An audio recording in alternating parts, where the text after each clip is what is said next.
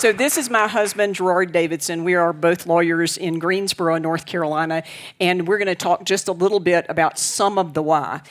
We can talk to you till we're blue in the face about how we got connected with ICM. You heard from Janice yesterday that there was this book called The God Who Hung on the Cross that really was amazing for me, and allegedly the author, why look, there's Ellen Vaughn, the co-author with Dois Rosser, and we'll harass her later. But when I read that book, it just took my breath away because I run a small business. I have 25 employees. I wanted to run my business like Dois Rosser ran his. And so I had the opportunity in a very short order to get to go to Hampton and to be a guest of Dois and Shirley's. And I got to go to ICM, and this was about 12 or 13 years ago.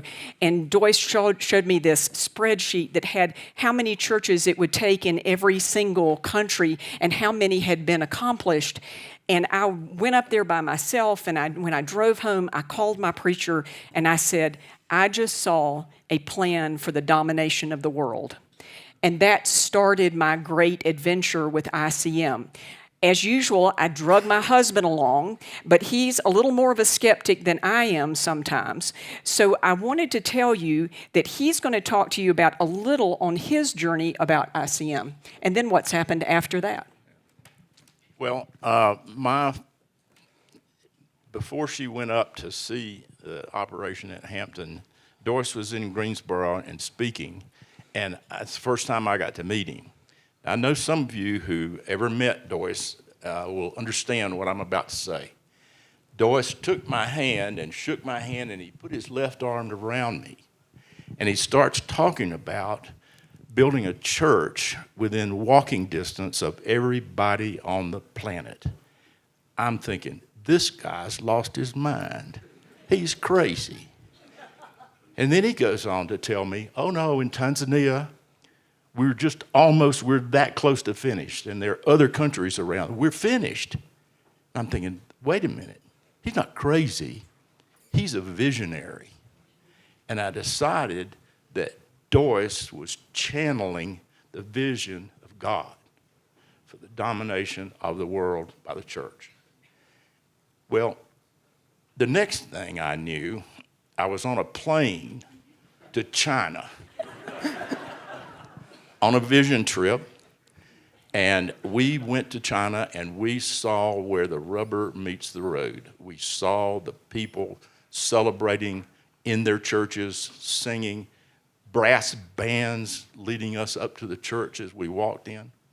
So we've been, since those, that was 15 years ago. Since then, we have been to 10 countries on 7 vision trips. And let me see if I can tick them off. China, Vietnam, India, Thailand, Nepal, Burundi, Rwanda, South Africa, Lesotho, and Turkey. And I'm telling you folks, if you want to see how ICM really, really works, get hooked up and go on a vision trip. It will change your life. It changed mine. So the amazing thing for us was we were able to see how our money was being invested in technology and infrastructure and translation services, but to see them with these incredible indigenous partners that ICM works with around the world. For those of you who went to prayer this morning, you got to hear a little from Paul Hagelgans. You'll get to hear from him later as well. There's this remarkable network of indigenous partners that their hearts breaking for their country, and ICM's able to come alongside and really make a difference to help that vision of having one bride that the Lord's coming back from. But it is great for those of us who are business heads. Now, some of the people in the room will know what I'm talking about. We're an EOS company. You know, we have Lean Six Sigma people, right?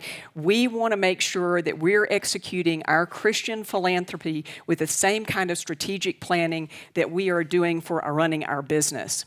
And I am able, because of ICM, to have numbers that show, right, salvations, baptisms, discipleship amounts. It is remarkable to be able to see that tangibly, and then to be able to look at what some of you saw that was screening by before and go, I know that guy. I've been there. I was there at that church dedication. That's the joy of ICM. A.W. Tozer said this: anything that's given to Christ is touched with immortality. And we are seeing that through ICM. Thanks, Gerard. Good job.